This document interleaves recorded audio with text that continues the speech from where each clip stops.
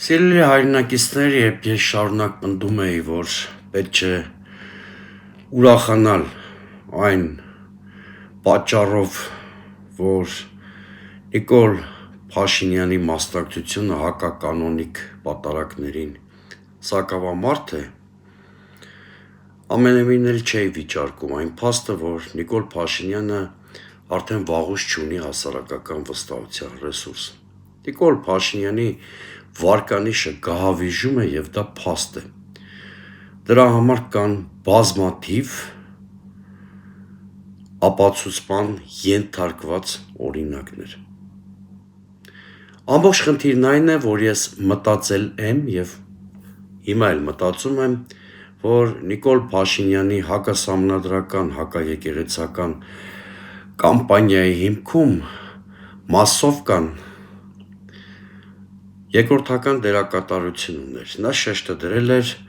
բարձրագույն հոգևորականության ներսում ճեղքեր առաջացնելու վրա եւ ռեպրեսիաների վրա։ Այդ երկու գործիքների միջոցով նա կարողացավ հասնել մի կետի, որ իր հակաեկեղեցական պայքարը տեղափոխվեց եկեղեցու պատերից ներս։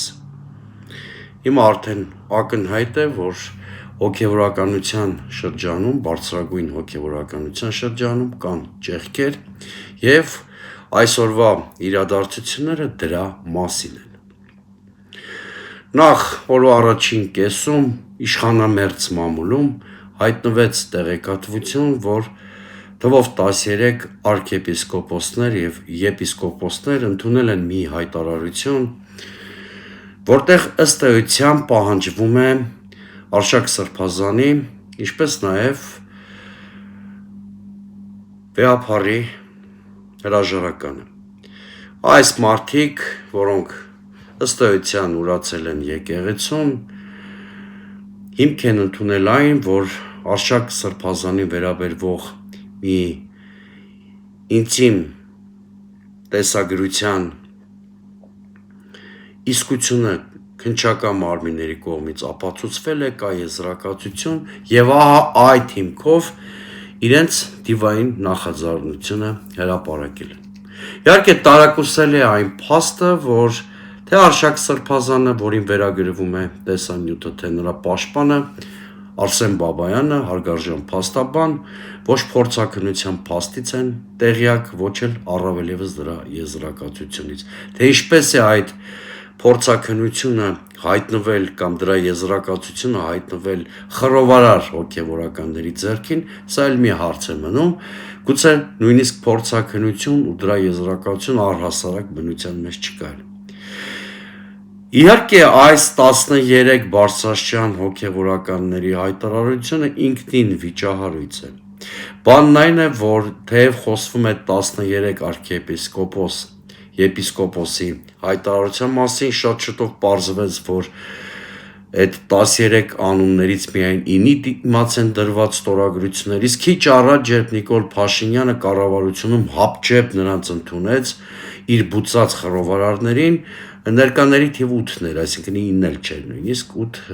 ուրեմն արքեպիսկոպոս եւ եպիսկոպոս էին մասնակցում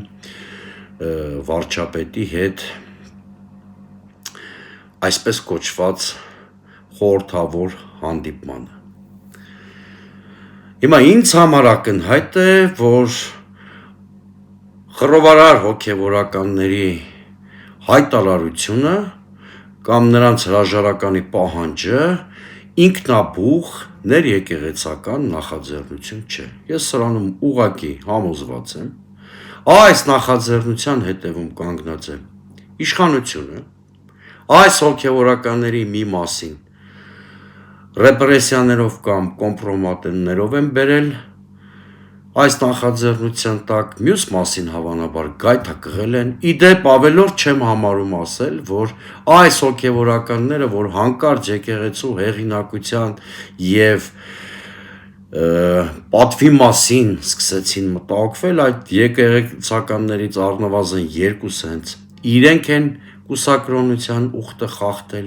եպիսկոպոսներից երկուսը, մեկը կոռուպցիոն սկանդալների մեջ թաթախված էր եւ դրանով է հայտնի, այսինքն սրանք մարդիկ չեն, որ կարող են ընդհանրապես եկեղեցու բարեփոխման կորիս հանդիսանալ կամ բարեփոխման պլան ունենալ։ Սրանք Նիկոլ Փաշինյանի ներդրած հուդաներն են եկեղեցու պատերից ներս։ Սա ինձ համար ակնհայտ է եւ թերևս հենց սրա մասին է խոսում այն փաստը, որ նախ առավոտյան հրապարակվում է հայտարարությունը, հետո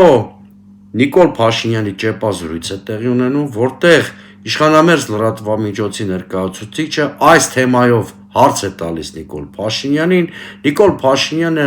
մի գովեստի խոսքեր է շռայլում այս ըստ էության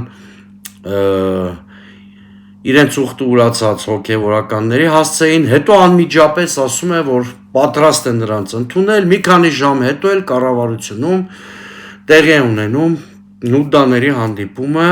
նրանց բուծած վարչապետի հետ, այսպեսի արագ զարգացում է տեղի ունեցել այսօր օրվա ընթացքում։ Հիմա ինչ էլ լինեն փաստերը, ակնհայտ է, որ վեհապարի շուրջ օղակը սեղմվում է եւ այլևս անբարենպաստ սցենարը հանգուցալուծվելու է շատ արագ, ինչքան էլ որոշ մարդիկ լավատես լինեն կամ վարդագույն աչքերով փորձեն իրականությունը շրջանցել, իրականությունը դա է։ Նիկոլ Փաշինյանը հասել է իր տակտիկական գլխավոր խնդրին, բարձրագույն հոգևորականության մեջ պառակտման ցեց է գցել, այլևս նա արտաքուստ հակամարտության ուղղակի կողմ չէ, այլ իր չեկիստական մեթոդներով խրախուսում է ներեկեղեցական դիմակայության կողմերից մեկին։ Պարզ է, նրանք այդ 12-ը կլինեն, 8-ը կլինեն, 9-ը կլինեն, այդ խռովարար հոգևորականները Նիկոլ Փաշինյանի հակապետական, հակաեկեղեցական շահերի տրանսլյատորներն են եկեղեցու ներսում։ Բայց նույնիսկ սա արդեն էական չի, որովհետև կրկնում եմ, եկեղեցու ներսում կա խնդիր։ Մի կողմից կա հակապետական, հակաեկեղեցական կամպանիա սկսած վարչապետ, որը ամեն գնով փորձում է հասնել եկեղեցու ինստիտուցիոնալ ապամոնտաժմանը, մյուս կողմից կա շատ պասիվ վարքագիծ դրսևորող վեհապար իր շրջապատով,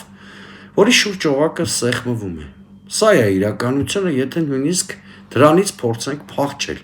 Եվ ակնհայտ է, որ Նիկոլ Փաշինյանը քաջալերում է պրոցեսների